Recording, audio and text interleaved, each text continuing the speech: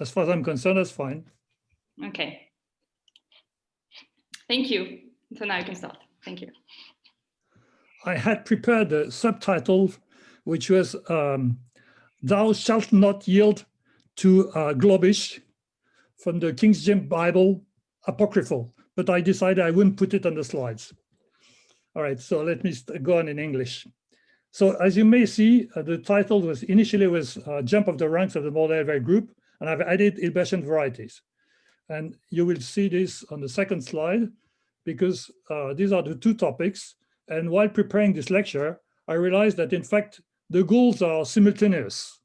So there's one goal is to find new varieties over which the Hilbert theorem holds. And the other aim is to find curves of a big Mordell-Weil group. And somehow the search goes back and forth between the two topics.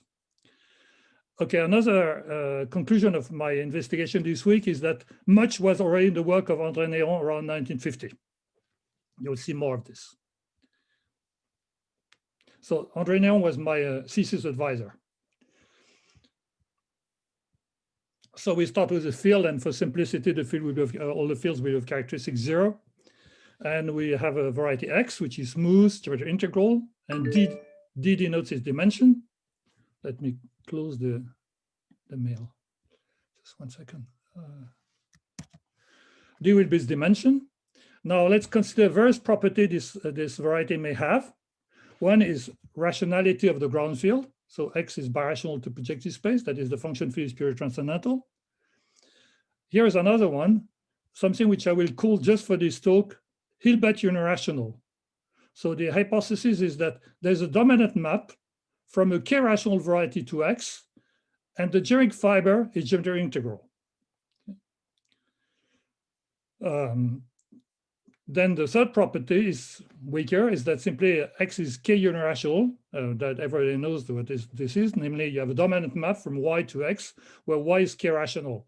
And as you all know, this hypothesis is equivalent to the fact that you get such a Y of the same dimension as X. And the last property, which is implied by all these so first property implies the second, which implies the third. And then the last one is that the set of rational points is dense in X for the Zariski topology. Now let me recall you the definition of thin sets, which was Serre's way of explaining the Hilbert property. So sub X is still smooth and geometric integral.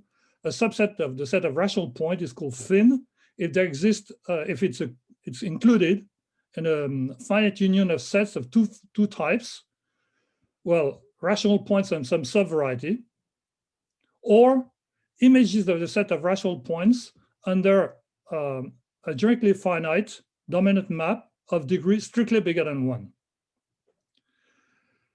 A variety is called Hilbertian over a field K if the set X of K is not thin. In that case, X of K is automatically Zariski dense in X. A field K is called Hilbertian if P1K is Hilbertian. Any K-rational variety is then Hilbertian. A number field is Hilbertian. And also any function field, at least one variable or field is Hilbertian. An elliptic curve or a number field is not Hilbertian. That's a consequence of the weak Mordell-Weil theorem. Now, it's when you look at papers written on this topic, I think it's worth each time asking yourself, okay, these people prove that this variety is Hilbertian over a number field. Does the proof still work of an arbitrary Hilbertian field?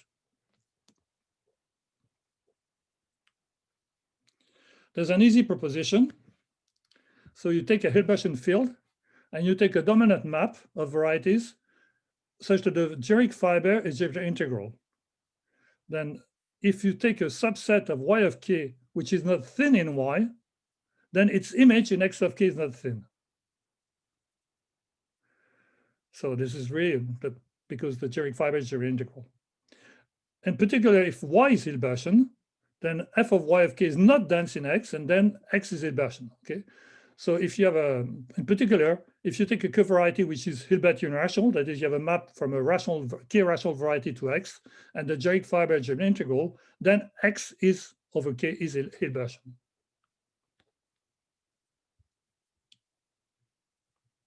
So in the notes, I will write rank of M. If you have a group of finite type, the rank of M is simply the dimension of the free part of M.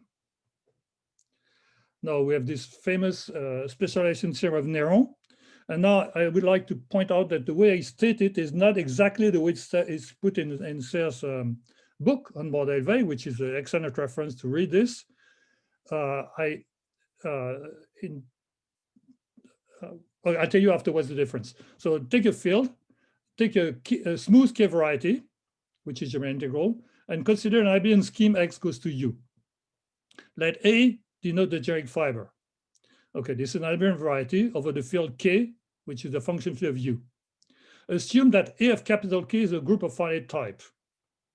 Then the set of points M in U of K, the bottom, such that the specialization map from the group of rational points of the generic fiber to the group of rational points of the special fiber at M is not injective, is a thin set in U of K. So comment is that if K is a finite type of a Q, then the group A of K is a finite type. So that assumption here is fulfilled, right? And the other thing is that if K is arbitrary, but the abelian variety has no constant part, then A of capital K is also a finite type. So in these two cases, this hypothesis is fulfilled. But the point of stating it like this is that I'm not assuming that U is a K-rational variety, as normally is done when people state Néron specialization theorem. Okay? And if you look at the proof by Serre, which is extremely clear, you see that it gives exactly that. Of course, in Serre's case, he has U, which is a finite type for a number field. So the assumption that A of K is a finite type comes for free, but that's what the proof gives. Okay, so I repeat, we have this abelian scheme, and then we look at the set of rational points of U, where the specialization map from the group of rational points of the generic fiber to the group of rational points of the special fiber is not injective. That's a thin set in U of K. So corollary, if A of capital K is a finite type, if the field is Hilbertian, and if the K variety U is Hilbertian as well, that for instance, if it's K-rational, then indeed the set of K points of U, where the rank of the specialized fiber is at least equal to the rank of the generic fiber, is Zariski dense in U. So that's under the assumption that X is that U is Hilbertian, for instance, if it's K-rational. Now that corollary doesn't say anything when U is an open set of an elliptic curve or a number field, even when E of K is infinite, because E of K is thin in E by the Mordell-Weil theorem, and E is in that Hilbertian. Nevertheless, there are specialization theorem over an elliptic curve and not only over P1K. And so there's a result, which is due to Silverman in general, but you can already find a primitive version of this in Néron's ICM talk in 1954, which I advise you to read. Let K be a number field, let U be a smooth curve with U of K infinite. Capital K is a function of U, and you take an abelian scheme. Assume that the trace of the generic fiber is trivial. Then the set of points in U of K, such that the rank of the specialized elliptic abelian variety is at least equal to the rank of the generic fiber, is infinite. Okay, this is what Néron proves, in fact, and Silverman proves the strongest theorem that, in fact, that complement is finite. The complement set is finite. So for almost all points, this is true. But Néron already proved that this set was infinite. And the way he proved it was by proving a pre-faulting theorem. Namely, you take an elliptic curve or a number field with E of K infinite, and let H be a height on E of K, and you take a smooth curve C and a morphism from F to C dominant, which is ramified. Then the number, if you count the number of points of the image of the set of rational points of C on E, and you divide of height at most H, and you divide by the number of points of U of K of height at most H, then it tends to 0 and H tends to infinity.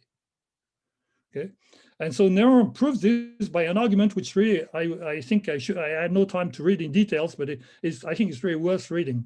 It seems to happen at it's at the level of complex tori. It mixes algebra, somehow in something holomorphic. Vaguely, it reminded me vaguely of talks I heard about bialgebraic geometry. Anyway, it looks very interesting. So Néron proved this. Now, this statement was reproved by Manin, who apparently hadn't read Néron, in 1967. And Manin used, at that point, he could use Mumford's famous paper, A Remark on Mordell's Conjecture. And of course, now this result is just a trivial consequence of Falting's theorem, because C of k is finite. Okay, but it's interesting to know that already back in 1954, Néron could prove this. Okay, now a question which has been studied by many people, by several people at least, of random field, in general with the bottom variety, an open set of P1k is this. Suppose you have a smooth K variety, which is your integral, and you have an abelian scheme. Look at the generic fiber. What can you say about the set of rational points of U such that the rank of the specialized abelian variety is strictly bigger than the rank of the generic fiber? Is it non-thin? Is it Zariski dense? So in the literature, you find results by Billard in 1998, and more recently by Salgado, Indri Salgado, Lafren Salgado. And so all these results get a result like all these theorems, all these papers, prove a result like this under an assumption on the top variety X, namely either that it is K rational, so the top variety of the total space of the fibration is K rational, or at least it is K unirational. And they get results of that quality. So I was quite fascinated by these results, and so I thought a bit more about it. And so here's what one can do something general. So starting by a lemma which was already in Néron in 1952 in his thesis, you take a field, then which is nearly obvious, but which is very useful. So you take a field and you take an abelian variety over F. And then you take a schematic point of A, but which is not closed. For instance, you could take the generic point of A, okay? And you let f of psi be the residual field at psi. Then you look at the group of rational points of A with values in f of psi divided by the group of rational points on F. And the statement is that this group is not a torsion group. And that's very easy because basically the proof is this, is that you take your field F and you take two algebraically closed fields, L and M, then the torsion of L is the same as the torsion of M. Okay, so the proof, you get this. So if you go over to this f of psi, the rank of your variety increases strictly. And particularly if you go to the generic point. If you go to the generic point, you have this extra point, which is not of which no multiple of which is in the group of the original group of rational points. So you've increased the rank. So using this, we can get this jump of 1 in a number of cases. So here's what I will, for this talk, I'll call it the theorem of the generic point, just so that when I quote it, you remember what it is about. So we start with the field K. We have a smooth K variety, which is a abelian integral, and we have an abelian scheme, X goes to U. Capital K is the function field of U, and A over K is the generic fiber. We assume that it is a group of finite type. So for instance, if K could be a number field, then in that case, we will know this. And the rank is rho. Now, if the set of rational points of the top total space is not thin in X, for example, if X is K rational, then the set of points of U, such that the specialized Mordell-Weil rank is strictly bigger than the generic rank, is not thin in U of K. Okay, so the assumption is that the set of rational points of the total space is not thin, and then you conclude that the set of rational points at the bottom space where the specialized rank is strictly bigger than the generic rank is not thin in U of K. So in particular, it's going to be Zariski dense, but that's a minor point. I mean, it's not thin is a better result. Now, if you only assume that the total space X is K unirational, sorry. If X is K rational, then this hypothesis. Excuse me, there's a question in the chat. Yeah. So the question is, do the assumptions exclude the trivial case? Well, you mean X could be the point, X goes to U is identity? I don't know, Dan, can you unmute yourself? Yeah, I think the point is that rational points on an abelian variety are thin. So if X to U is a trivial family, this will not apply. A and B exclude. Yeah, but look, I mean, the assumption is that X of K is not seen in X. Exactly. Okay. So that's excluded Yeah. by the assumption. Similarly, it's excluded by any rationality assumption you would have in the total space. Yeah. Okay. Yeah. Right. You agree? I agree. Yeah. Okay. And okay. And the second statement is that if the total space is K irrational, then at least the set of points in U of K such that the rank jumps, strictly jumps, is Zariski dense in U of K. It's not a difficult result. It's just, I mean, once you've stated it, most of you can prove it. But I think it's nice. Okay, so let's look at the proof. The proof is this. You're going to make the fiber product of X with itself over U.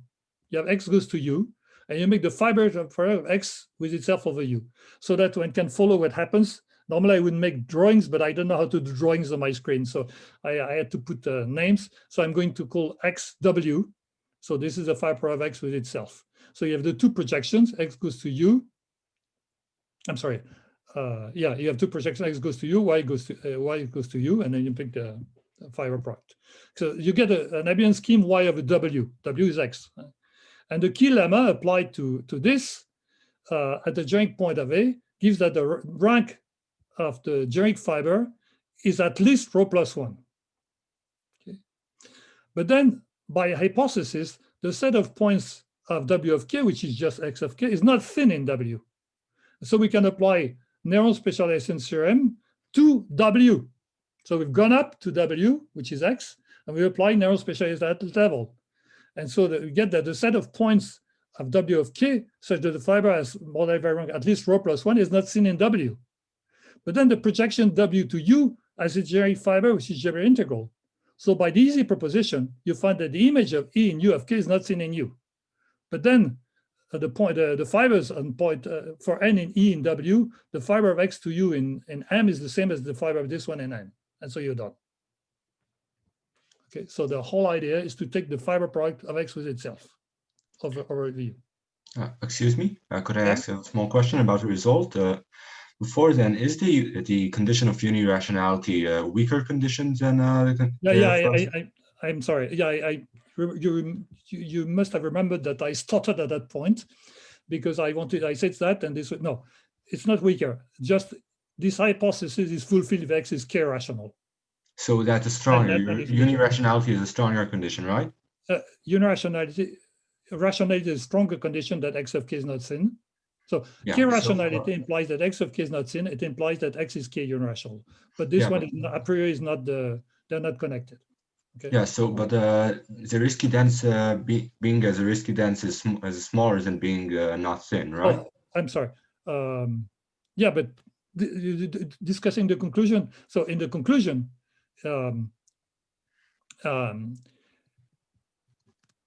if a set is not dense, is not thin in U of K. Yeah, you're right. I'm sorry.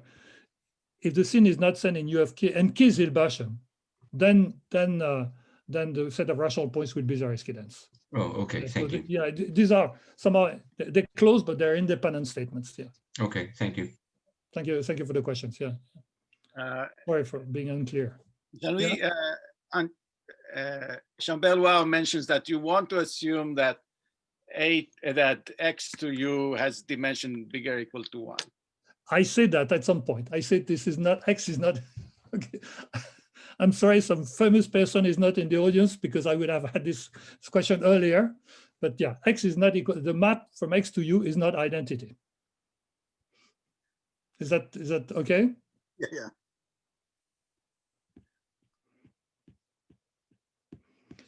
All right, so now let's look at the unirationality statement. I'll go quickly because this is not, this is very similar. So now instead of taking you have a dominant map from W to U. So W is K rational. Well, I'm sorry, we have the fibration X goes to U. And then we have this dominant map from a K rational variety. So instead of taking, so the summary is that instead of taking the fiber product of X with itself, what you do is you look at the composite map, W goes to X, this is the unirational map, goes to U. So you get a map from W to U. And then you have projection from X to U, and you take the fiber product of W and X over U. Okay. And then again, you have a section which is given by W goes to X. And by the key lemma, the generic fiber has a rank, generic rank is bigger than the rank of A of K. Okay, and now because W is K rational, the narrow specialization theorem applied to Y goes to W implies that the set of points of in W of K where the rank is at least equal to sigma is not seen in W. Hence, it is Zariski dense in W. And then when you project it into U, you get something which is Zariski dense in U. And again, if you compare the fibers, you'll find that you get all these points at points which are Zariski dense in U, on which the rank is at least rho plus 1. Okay. So I'm checking the time.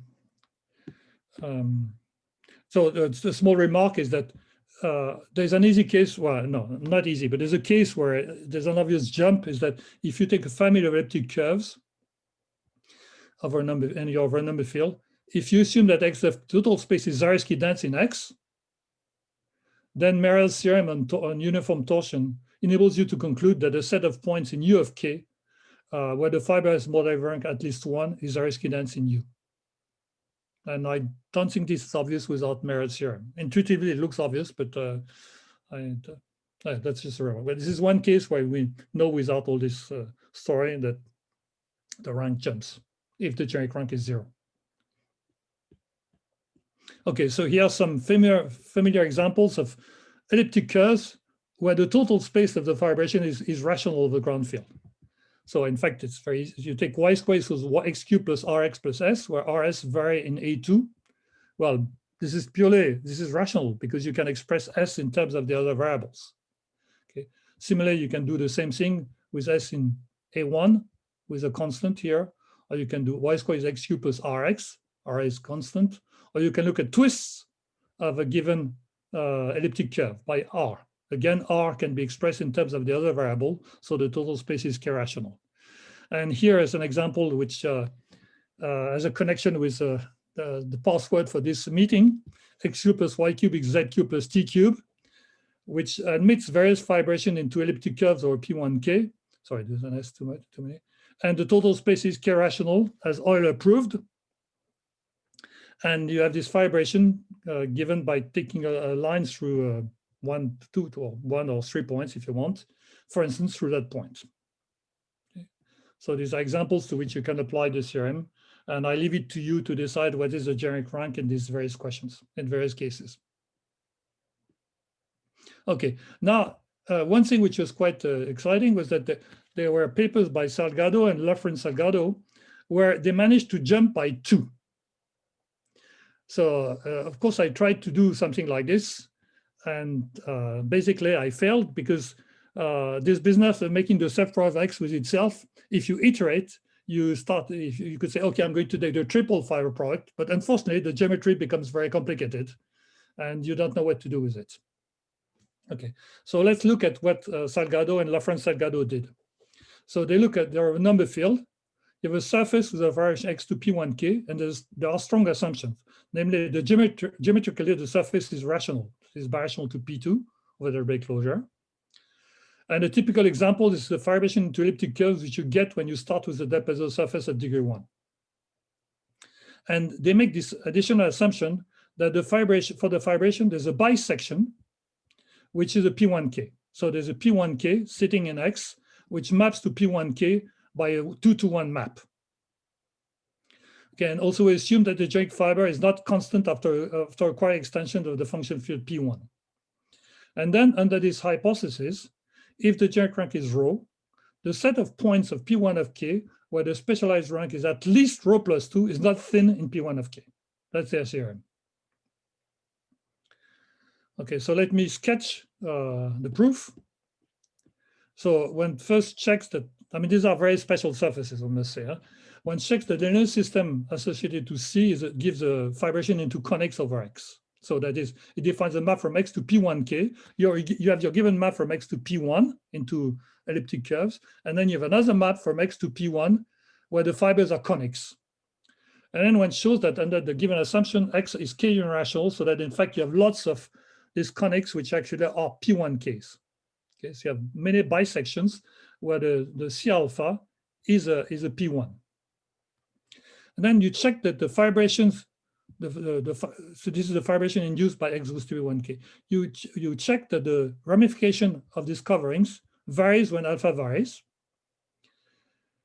And then a variant of the generic point theorem shows that there exists many fiber products C alpha cross P1 C alpha. This time you're making fiber products C alpha cross P1 C alpha. So the generic fiber of X cross P1K D has rank at least rho plus 2. I mean, you get an extra rank by going to the function of C alpha and another rank by going to the function field of C of beta.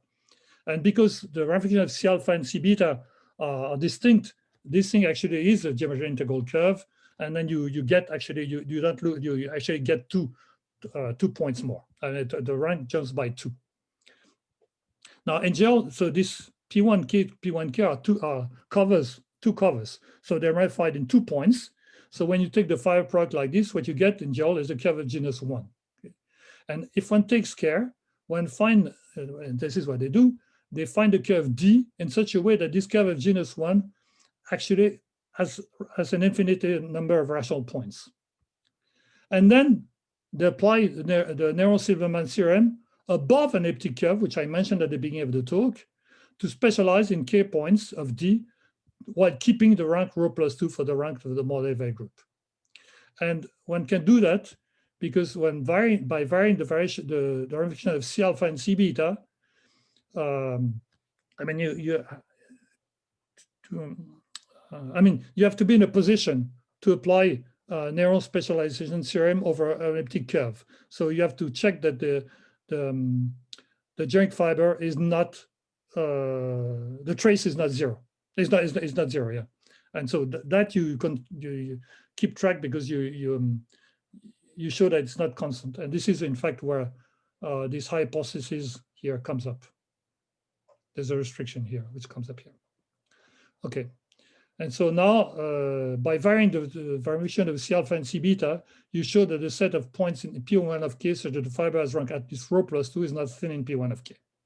I mean, not only you show that an infinite number, at that point, we're at an infinite number, but you can even check that it's not thin in P1 of K. Okay, so that's a short summary of their proof. And it seems very hard to get something like this for other cases. So let me now go to Néron's classical example. We're going to apply this to Néron's classical example of 1951, which is a famous example many people know. You start with P2K, and you take 8 rational points in general position in P2K, and look at the pencil of cubics through these 8 points. Now, as is well known, because the points are in general position, all the fibers, all the cubics are geometry integral. Some of them are singular, but they're all geometry integral. And of course, they have another common point, P in P2K. You blow up the 9 points, and you get a surface Y, which is K rational because it's birational to P2K by the blow up. And then it has a morphism, sorry, this X should be a Y. It's a morphism to P1K with geometry integral fibers. So if you compute Picard groups, you find that the Picard group of the generic fiber is the quotient of Picard group of X, which is Y, by just Z. This Z is because all the fibers are geometry integral. So the rank of the blow up, of course, is 10, because we know how to compute the rank of the Néron group when you blow up, and you just lose 1 because of these conditions we had that all the fibers were geometry integral. So the rank of pic X theta is 9. So ultimately, you get that the generic fiber is an elliptic curve which has rank 8. So now we've produced an elliptic curve over K of P1, which has rank 8. So we're in a position to do several things. We can apply Néron specialization theorem, the original one, and you get the set of points with rank, specialized rank at least 8 is not seen in P1 of K. Or you can say, the total space is K rational. So we can apply the theorem of the generic point, which I explained before, and you find that the set of points in P1 of K where the rank is at least 9 is not seen in P1 of K. Or you can observe, and better, that y goes to P1k satisfies the hypothesis in Lafrance-Salgado, because you can look at the lines in P2k which pass through the fixed point P. And these lines define bisections of the pencil of curves of genus 0. I mean, bisection of a pencil y to P1k, which are of genus 0. So their result gives a jump of 2. And so we get that the set of points in P1 of k of rank at least 10 is not thin in P1k. Okay, that's an improvement with respect to the, which is actually in the Lafrance-Salgado paper, over the classical argument. Now, in fact, this rank at least 10, so we've produced elliptic curves of rank at least 10. I mean, you all know that there are elliptic curves of rank, I don't know what is the best, 24, something like that. But these are the classical ways to get families at least.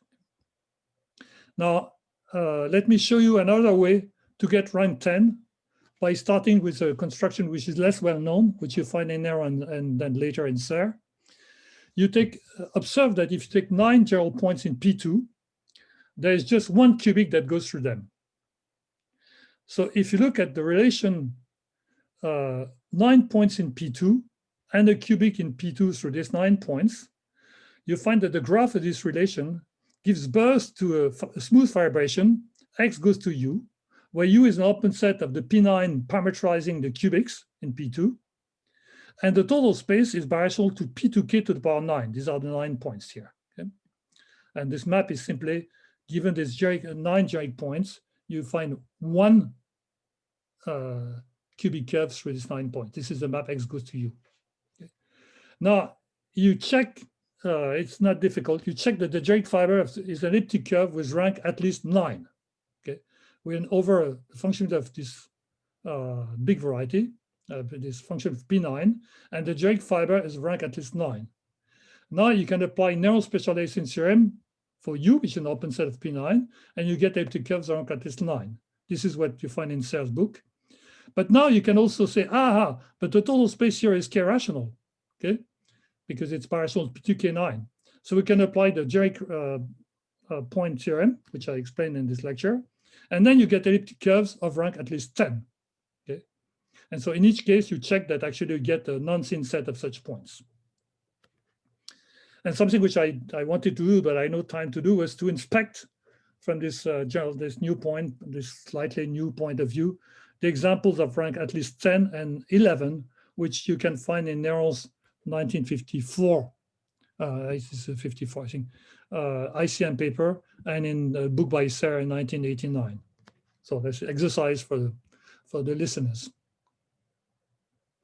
Right. So now let me go to another theorem, which is a theorem. Now, this is an interesting theorem.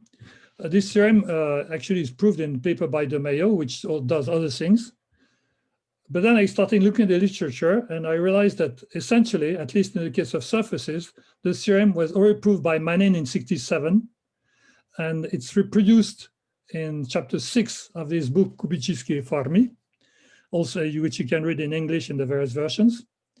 And okay, so the theorem is that if you take an arbitrary smooth cubic hypersurface with a k point over a number field, it is a Hilbertian variety. Okay, so let's look at the proof. There's a reduction to the case of cubic surfaces, which is in the paper by De Mayo. So let's look at the case of cubic surfaces. So you assume that you can find generic maps of degree at least 2, yi goes to y, with y geometric integral, which cover the rational points of y up to something of codemption 1. Now, the key point here is that because y is a cubic surface,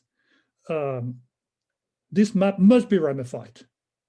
And so this is the pi 1 geometrically, cubic surface is for instance, a rational, well, I mean, it's birational to P2, so the pi 1 is trivial.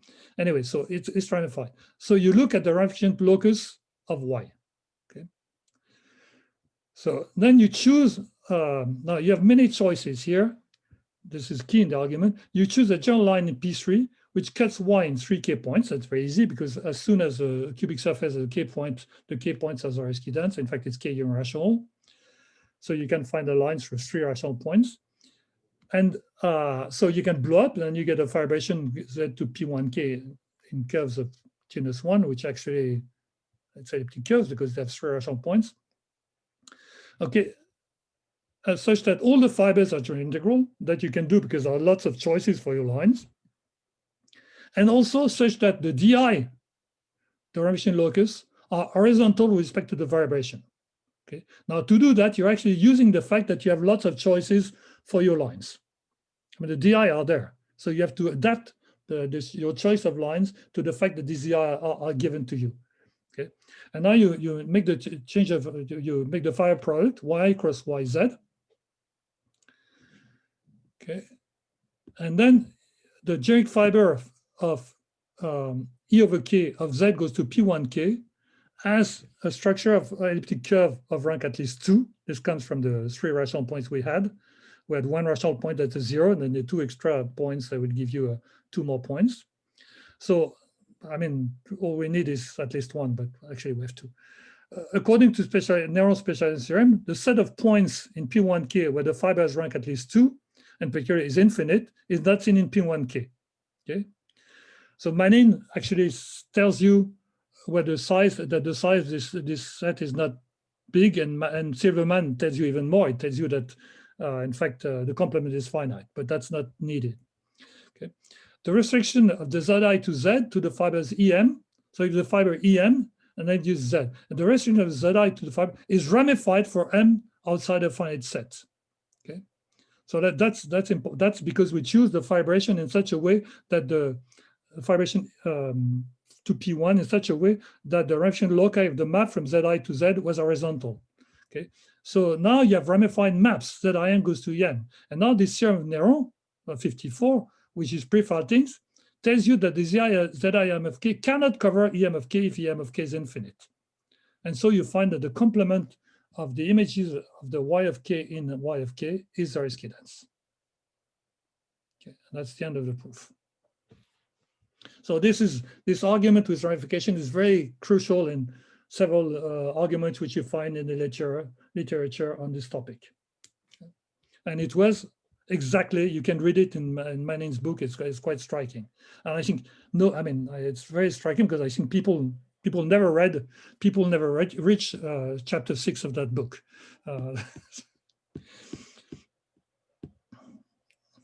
Of course, Manin hadn't read apparently hadn't read the paper by Néron in 1954 either.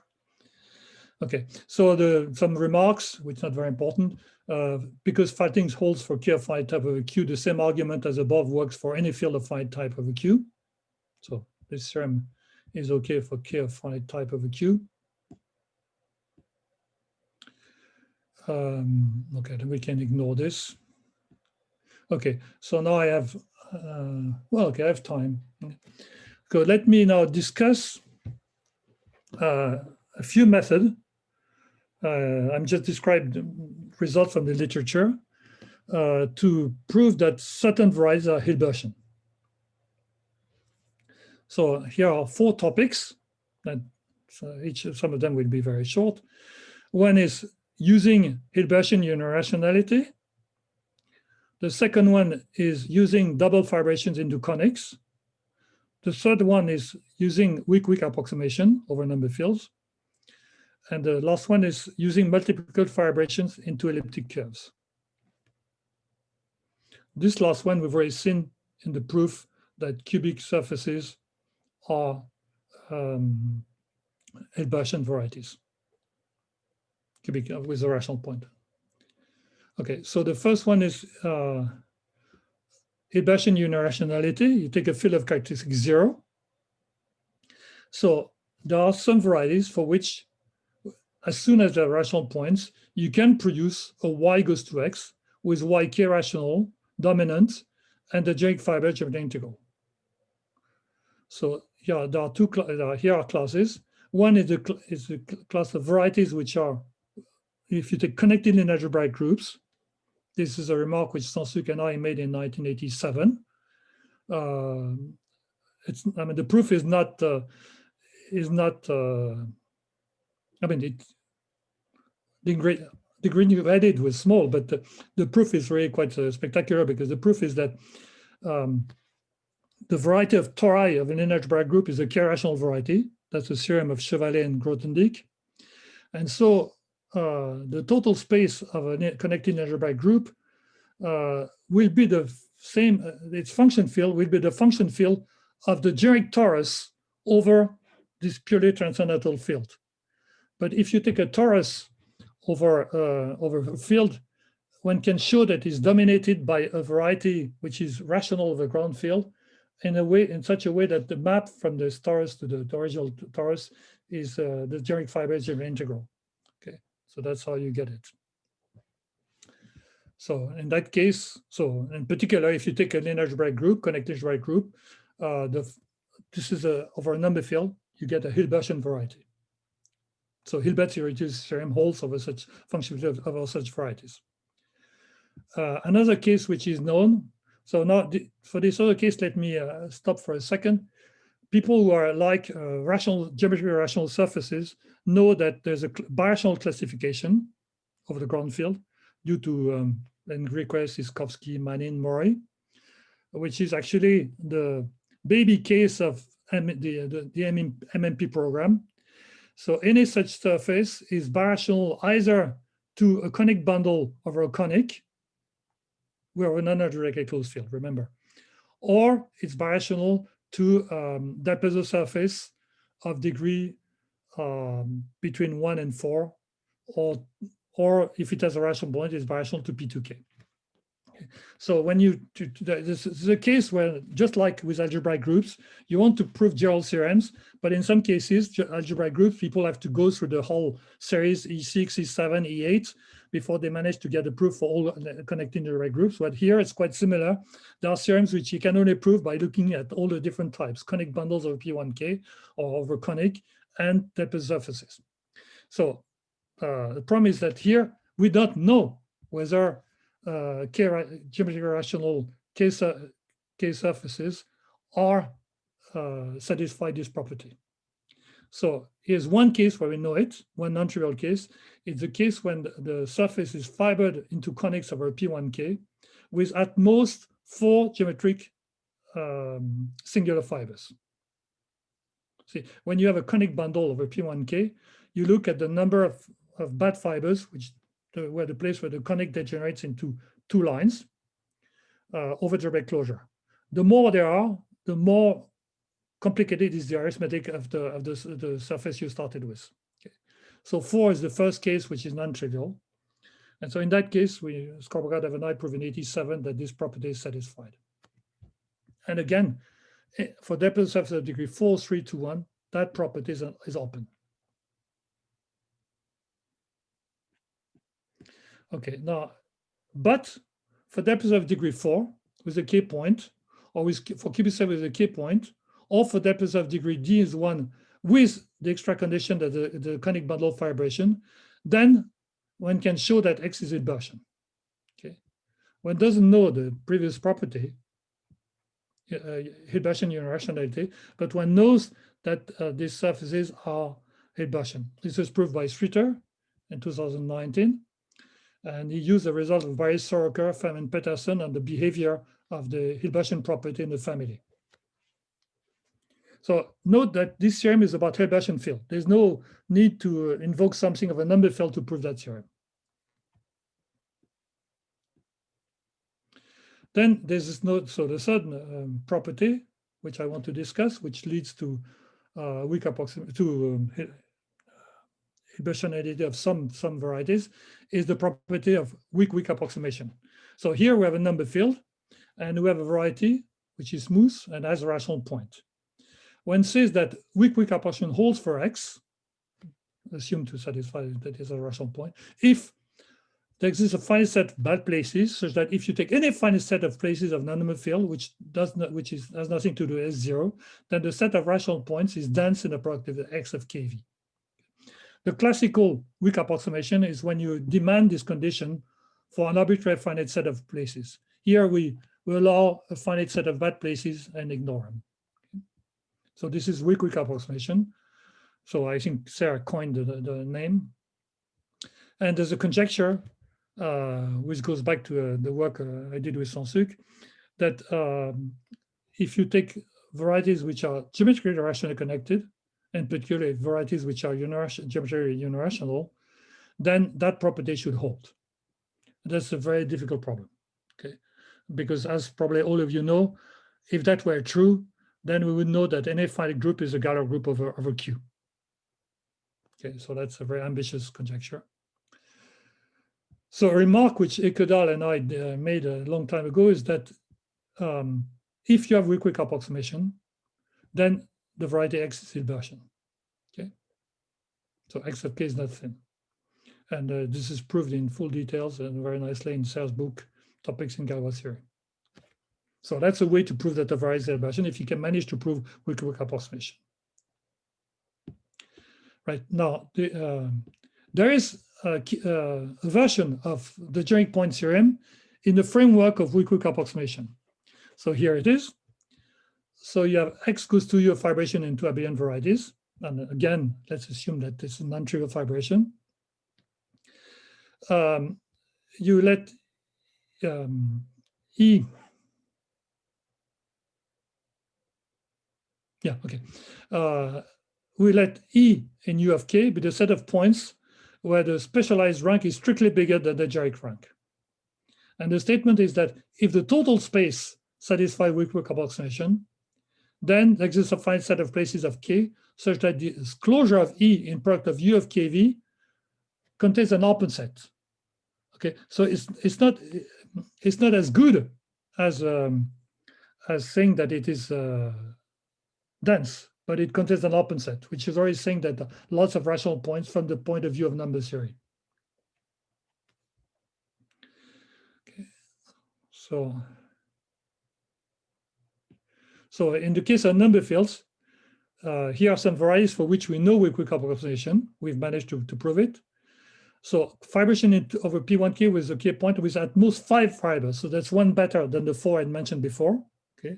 So for instance, if you take a family y square is z square equals P of X, so the variables are y, z, and x, with P separable of degrees 3, then in that case, we have 4 geometric degenerate fibers when those weak approximation. So the previous theorem applies. Okay.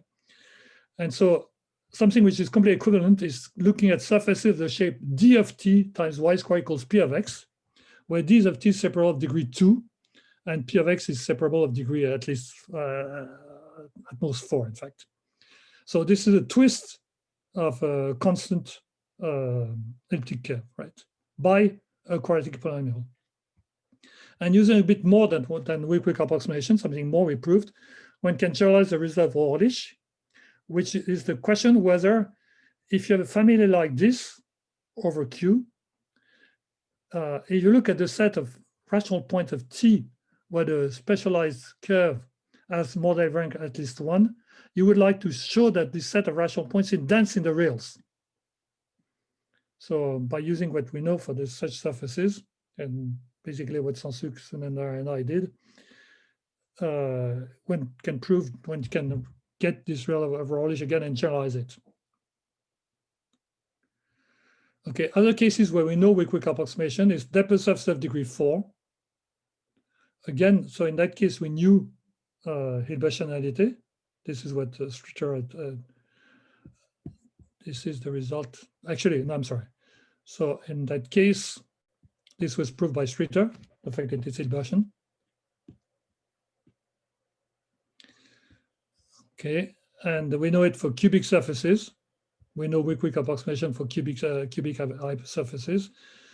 And we also know it, and these are relatively recent results, if you take fibrations of P1Q with an arbitrary number of conic fibrations, with an arbitrary number of bad fibers, of singular fibers, which are just, so you have 2 lines, but under the condition that the ground field is Q, not an arbitrary number field, and the condition that the bad fibers occur only at rational points of P1 of Q. So examples are given by such equations where n is arbitrary.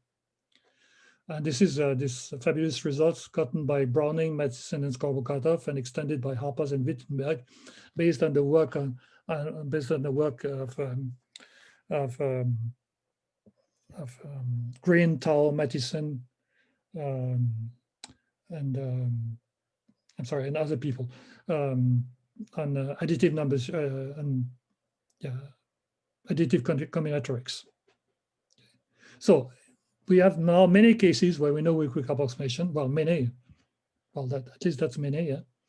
And another case where we know it, but then that's modulo a very difficult theorem, which is the Dixon-Boniakowski-Shinson conjecture on polynomials representing primes.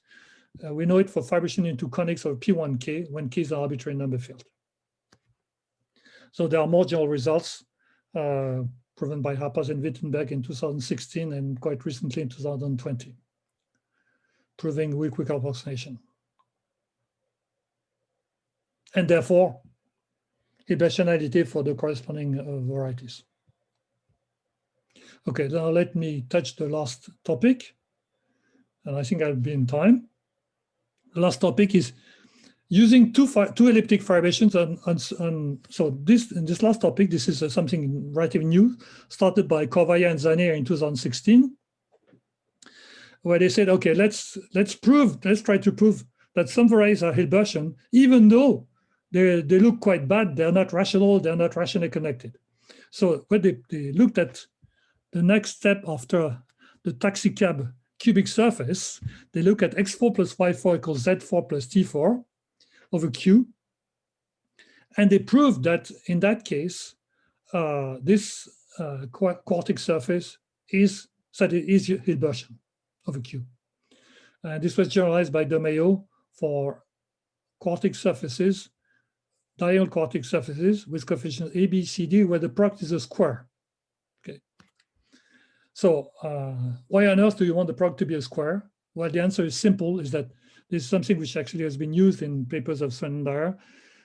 If the product is a square, then in general, you can project this thing to the quartic given by the same equation with 2, 2, 2, 2 instead of 4. And then in that case, the discriminant of the quartic is a square. So as soon as the quartic has a rational point, it's isomorphic P1 cross P1. And so your projection from your quartic to that quadratic, provided the rational point, is a projection to P1 cross P1. And from this, you can get two fibration into elliptic curves on your quartic. Now, okay, so what was proven is that if the rational points are Zariski dense, then the surfaces are Hilbertian. So the general theorem is due to DeMayo. Okay, and the other case, so now you might wonder why this is a Kummer surface. Well, it's a theorem of Kuzumaki, I think. No, I'm sorry, of I've forgotten, a Japanese mathematician, which was actually, the details were written by Sven and Dyer in an appendix to a paper of Skobogatov and Zarin, that this surface of the complex field is actually a Kummer surface. Okay, geometrically, it's a Kummer surface. That is the quotient of a product of two elliptic curves by an antipodic involution. Okay, the other case which has been studied is the product of two elliptic curves by the antipodal involution, u goes to minus u, which gives rise to equations of the shape z squared equals f of x g of y, where f and g are several polynomials degrees 3. You have two obvious elliptic fibration in that case, projecting to x or projecting to y. Okay, these equations were considered by Kuwata and Wang, by Rohrlich, who use root number arguments, which are not discussed at all in this talk, and quite recently by Jijong Wang. Okay. And DeMayo proved that if one of k and E2 are k infinite, then X is Hilbertian. And his proof is really very number theoretic. It uses faultings at some point, it uses Merel on torsion points. So I'm nearly done, but since I have 1 minute, I just say that conversely, see, here we're going from E1 cross E2 to X. But there's a game which consists in going back from X to E1 cross E2 or E cross E. And this Kummer varieties. So the theorem is a theorem of Holmes and Pannekoek in 2015. Take R be at least 1. Take E an elliptic curve or a number field K. If the Kummer variety, which is the quotient of E to the R by the involution goes to U minus U, is a Hilbertian variety, then there exists a quadratic twist of E over K, whose Mordell-Weil rank is at least R. Okay. So that's quite striking because we all know that we don't know whether the rank of elliptic curves or a number field is bounded. So probably it means that it's very unlikely that these generalized Kummer varieties are Hilbertian, but that's where we stand. And in fact, the proof of this result can be given in terms of the joint point theorem, because what you do is simply that you look at the projection, you take ER as a base, and you look at the projection for this 1E, 2 many. You look at the projection from E cross ER to ER. And then the joint fiber of this has rank at least R, because you have all this map from E to E. And so joint fiber has rank at least R. And then what you do is that you go from K of ER to K of X, which is an extension of degree 2, and use a Weil descent of scalars. And then you apply the narrow specialization theorem on X if you assume that X is Hilbertian. And then you can pull back and you get these twists. Okay, so, well, that's the end of the proof of what I wanted to say. I'll just give you some classical references. Néron and 52, great. These papers haven't been read well enough. And then there's paper of Manin, published in a paper which is quite hard to find in Italy, two theorems on rational surfaces, and which he reproduced in chapter 6 of his book on cubic forms. And there's paper of Orlish, and then there are some papers in the 20th century. Well, nearly. Okay, thank you for listening. Thank you very much. Please go ahead and unmute themselves to clap.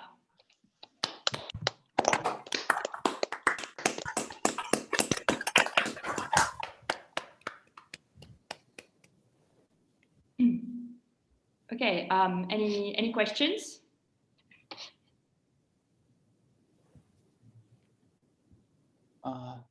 So I guess I have a question. So perhaps this is mere wild speculation, but can one use these ideas to get sort of an effective faulting theorem in any new cases? I'm thinking, maybe you have a curve lying on a bigger variety, and then you apply these ideas to that variety, that kind of thing. I'm sorry, I didn't get the question. So say that again. So I'm wondering if one can use the ideas you were talking about to get new cases of an effective faulting theorem. The setup that I'm imagining is that you have a curve that lies on a bigger variety. You use these results to sort of show that the rational points on this bigger variety behave nicely, and then maybe you can do something good with this curve.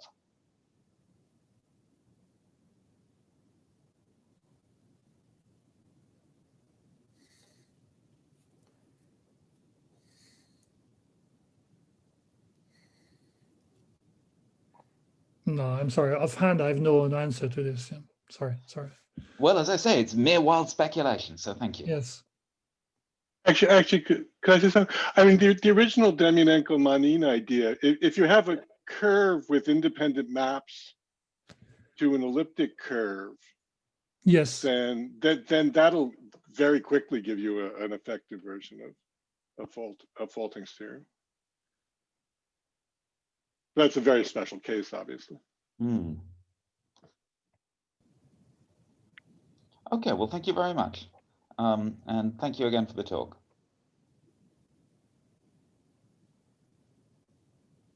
I mean, of course, at some point in the arguments, so because I insisted on saying that that Néron had done much, but at some point when you're reduced to some fibration over a curve of genus 1, of course, Silverman gives you bounds on the number of exceptions. Huh? This is one place where you have, because you have very good control of the difference between the Weil height and the Tate height, you get this very good control on the exceptions. But I'm not sure this would help for your problem. Okay. Okay, thank you very much. Any other questions? Maybe I have a question. So what is the status of these problems? Can you speak louder? Yes. what is the status of these problems for varieties with many variables when you can maybe use the circle method? Varieties with many? With many variables, like with very big dimension. Like, is it? Well, I mean, I told you this works for cubic. I mean, cubic hypersurfaces. You manage to do it by reduction to the case of cubic surfaces. Yeah. Okay. And other degrees? Oh, I see what you mean. You mean, can we get results for some rationally connected varieties? You mean typically cubic hypersurfaces of degree D with many variables? That's your question? 2 to the D variables, yeah, something like this.